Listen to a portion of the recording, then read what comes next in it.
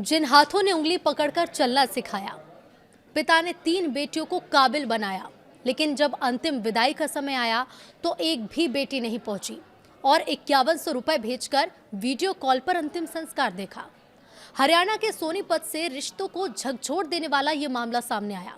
यहाँ एक वृद्धाश्रम में रह रहे बुजुर्ग कपड़ा व्यापारी शिवचरण रतन गुप्ता का निधन हो गया। उनकी तीनों बेटियां अंतिम दर्शन और अंतिम संस्कार में शामिल होने तक नहीं पहुंची। ऐसे में वृद्धाश्रम के कर्मचारियों ने ही उनका अंतिम संस्कार किया। बता दें कि महाराष्ट्र निवासी शिवचरण रतन गुप्ता कभी बड़े कपड़ा व्यापारी हुआ करते थे। करीब 1.5 साल पहले वो अपनी पत्नी मीना गुप्ता के साथ सोनीपत के एक वृद्धाश्रम में रहने आए। उनकी पत्नी का पहले ही निधन हो चुका था। उनका कोई बेटा नहीं था और उन्होंने अपनी तीनों बेटियों को पढ़ा लिखा कर आत्मनिर्भर बनाया। इसमें से 2 बेटियां टीचर हैं। वृद्धाश्रम के संचालक आनंद कुमार कहते हैं कि शिवचरण गुप्ता पिछले कुछ समय से बीमार चल रहे थे। करीब 20 दिन पहले उनकी बेटियों अनिता, निशा और प्रिया को उनके स्वास्थ्य की जानकारी भी दी गई। इसके बावजूद कोई भी उनसे मिलने नहीं पहुंचा। पिता ने इच्छा भी जाहिर की थी कि वो अपनी बेटियों से मिलना चाहते हैं, लेकिन उसके बाद भी उनकी बेटियां नहीं पहुंची। संचालक के मुताबिक शिवचरण गुप्ता अपनी बेटियों से बात करने के लिए हमेशा एक मोबाइल फोन अपने पास रखते थे, लेकिन बीमारी बढ़ने के बाद बेटियों के फोन आने तक बंद हो गए। आनंद कुमार कहते हैं, जो संचालक हैं इस वृद्धाश्रम के, उन्होंने बताया कि बुजुर्ग की मृत्यु के बाद भी तीनों बेटियों को सूचना दी गई थी। उनसे कहा गया कि यदि वो आ रही हो तो अंतिम संस्कार को रोका जाएगा, लेकिन उन्होंने समय नहीं होने की बात कही और आने से इनकार कर दिया। बताया जा रहा है कि बड़ी बेटी अनिता नेपाल में टीचर है, दूसरी बेटी निशा उत्तर प्रदेश के आजमगढ़ में रहती है, सबसे छोटी बेटी प्रिया मुंबई में रहती है। तीनों बेटियों ने अंतिम संस्कार में शामिल होने की बजाय वीडियो कॉल के जरिए पिता की अंतिम यात्रा देखी। बड़ी बेटी ने ऑनलाइन 5100 यानी 5100 रुपए भेज दिए और अंतिम संस्कार की व्यवस्था को कहा। वृद्धाश्रम संचालक के मुताबिक शुरुआत में बेटियों ने अस्थियां सुरक्षित रखने की बात कही थी, लेकिन बाद में ये कह दिया कि उनके पास समय नहीं है और वृद्धाश्रम ही गंगा में अस्थियां प्रवाहित कर दे।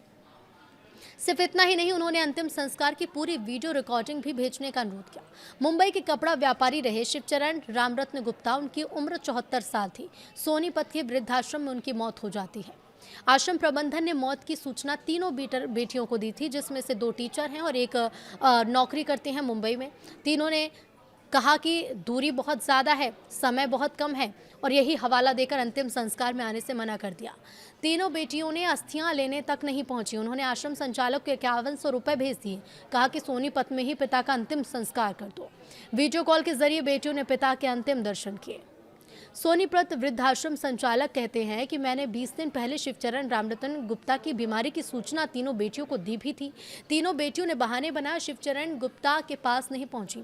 बेटियों से बात करने के लिए शिवचरण गुप्ता एक फ़ोन रखते थे, उनसे बात करते थे, लेकिन बीमार होने पर फ़ोन भी आने बंद हो गए। जब सूचना दी गई तब भी वो नहीं पहुंची।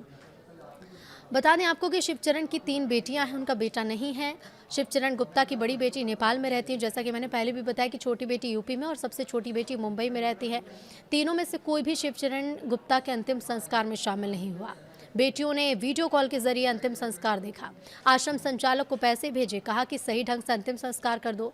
बता दें कि पहले तो कहा भी गया था कि वो अस्थियां रख देना, लेकिन बाद में कहा गया कि उनके पास समय नहीं है और इसलिए संचालक जो है वही गंगा में अस्थियां प्रवाहित कर दें।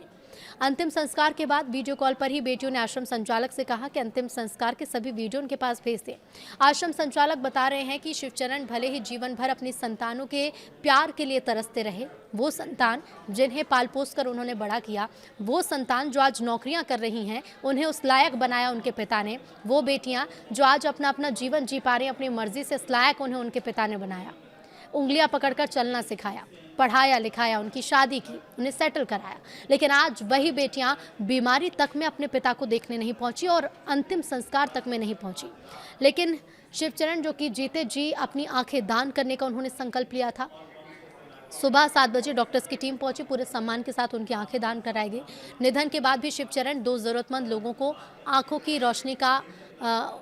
रोशनी दे गए और उनके जीवन जीने का माध्यम बन गए हैं। लेकिन सोनीपत का ये मामला वाकई सोचने पर मजबूर कर देता है कि आखिर इन रिश्तों को क्या होता जा रहा है।